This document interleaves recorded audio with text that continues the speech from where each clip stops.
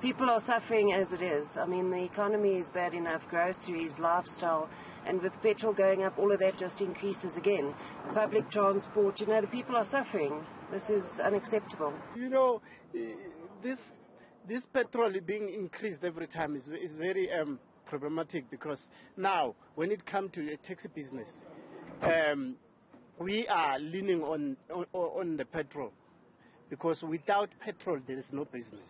So if it is the petrol that is going higher every day, then what is we going to get? Nothing.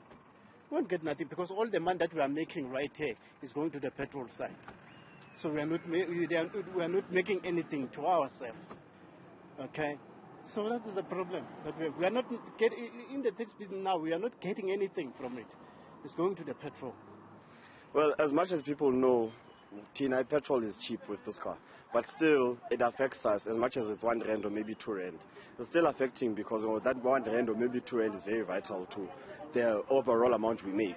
It's killing our budget, especially with it going up so many times in the year and by such a high percentage each time. Mine's diesel, so it's a hectic price increase, but we're left with no choice. Let's talk more then about the fuel price increase. Bring in the Automobile Association's Layton Beard. Layton, good to see you. Not good news tonight. Feels as though there's little breathing space as far as these fuel prices, are concerned. Yeah, there is very little breathing space, and I think the Vox Pops you did and the people you spoke to really summed it up. People are feeling the pinch. You're going to be paying around R4.20, more now than you were in January for a litre of petrol. A couple of months ago, diesel was under R20. Now it's over R25, and that's a real concern, because that's going to filter through into the economy, and it's going to hit people at the toll. People will absolutely feel that. And I think the sentiment is there. People are struggling. People are already in battle. The economy is weak, and this is just adding to that misery. So, unfortunately, very bleak news, Timbukile. And what a lot of people are now grappling with is the price of food has already gone up, rent has gone up, bonds, repayments on cars, school fees, all of it has gone up. You need your car to get to many of these places for work or other engagements. How do you even begin to make the best of the situation to basically get your money's worth at this stage?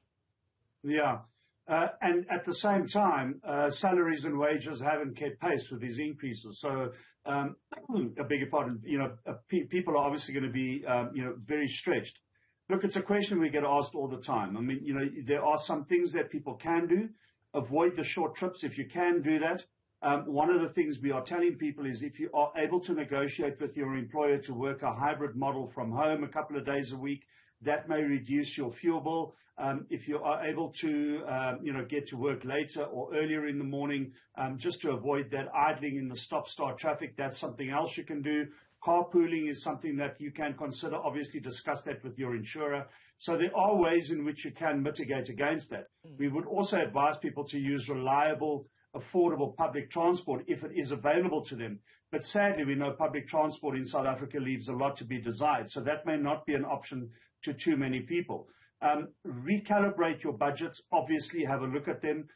It's going to be a question of, how do you manage that budget? But, don't get rid of things that are important. I mean, obviously, maintaining your car is critical, but keep your insurance. Our advice is negotiate with your insurer, shop around, do your homework, that type of thing.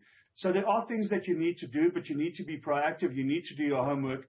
But it's going to hit people regardless, Timbukile. And I think the big thing, as I said earlier, is for all consumers, not only motorists, but that diesel price is going to push a lot of other prices higher. And that's where people are going to have to sometimes make some really hard decisions.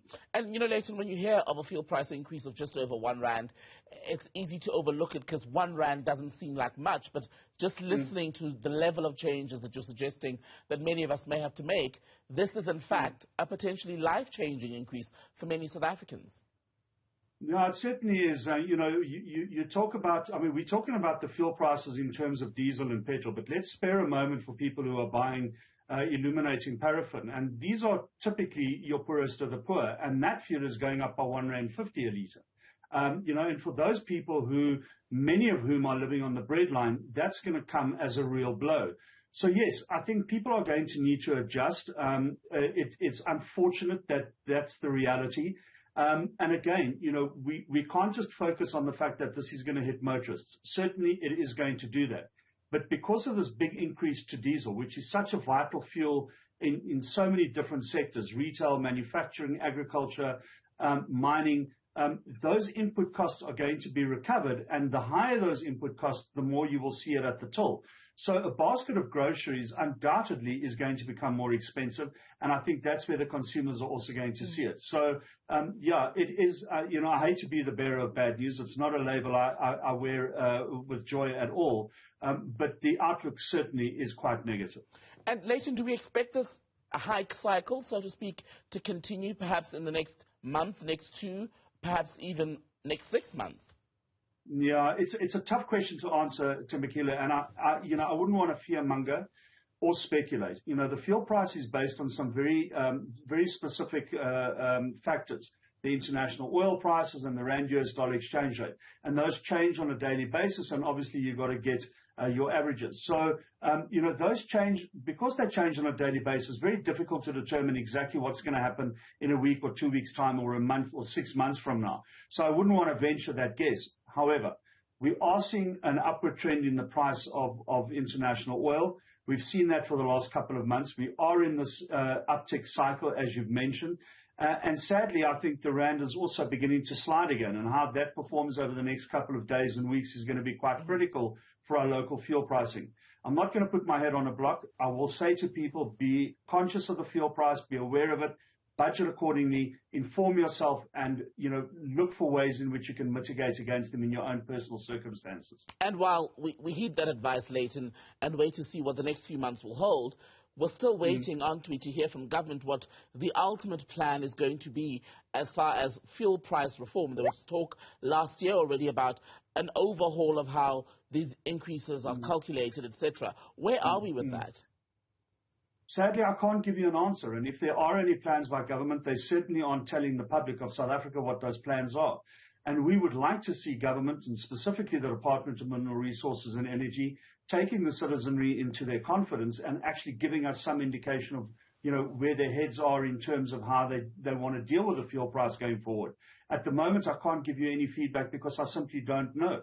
And government certainly isn't playing any cards on the table as yet, which I think is causing a little bit of anxiety amongst South Africans. Layton Beard from the Automobile Association. Good to speak to you as always, Layton. Thank you.